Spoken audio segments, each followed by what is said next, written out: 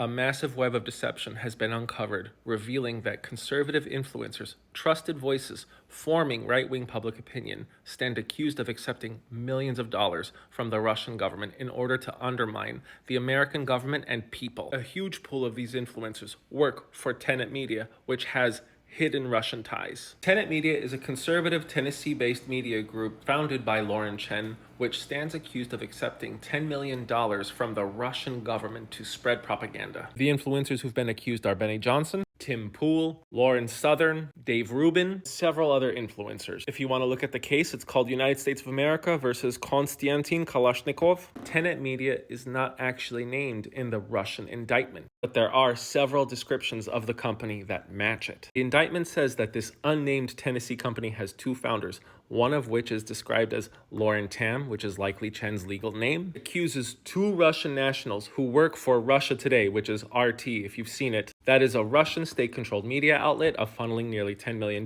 like I said, to this company. The indictment claims that this company is an entire empire of covert projects created to shape public opinion in Western audiences. The two Russian suspects accused of funneling the money are Konstantin Kalashnikov and Elena Afanasieva. They have not been caught yet. These two are charged with conspiracy to violate the Foreign Agents Registration Act and conspiracy to commit money laundering, which is a 5 to 20-year sentencing. About Russia Today, RT, that is just the media arm of the Russian government, which was kicked out of the United States in February of 2022. All of these influencers are denying that they knew what was going on. They claim to have had full editorial control over all the content they made. Now, these influencers claim to be victims, that they had no idea who the money was from. According to Benny Johnson, who likes to wear the American flag, a year ago, a media startup pitched my company to provide content as an independent contractor, blah, blah, blah, blah, blah.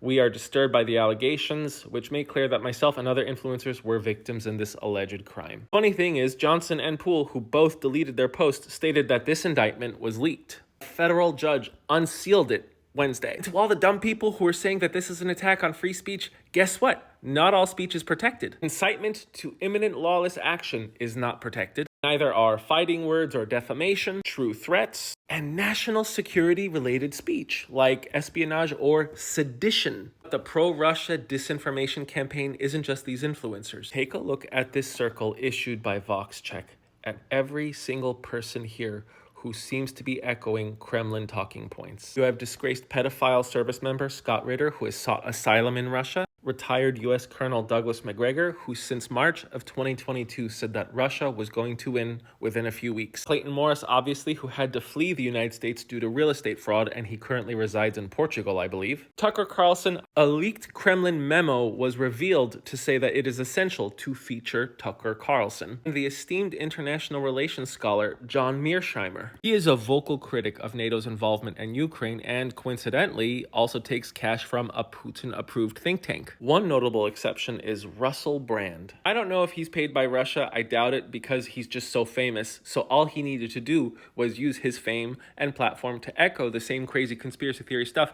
and just get millions of views. But I could be wrong. But either way, everybody I've listed and several influencers on this app are the people that I am fighting in this disinformation war. And I know I get accused of taking money for spreading American propaganda, and I have a confession. If any government, even my own, offered me money to spread false information, I would refuse, and then I would expose that government on every platform I have. The only money that I have ever taken was from the United States State Department when they invited me to the NATO summit. They paid for my food, my transportation, and my hotel stay.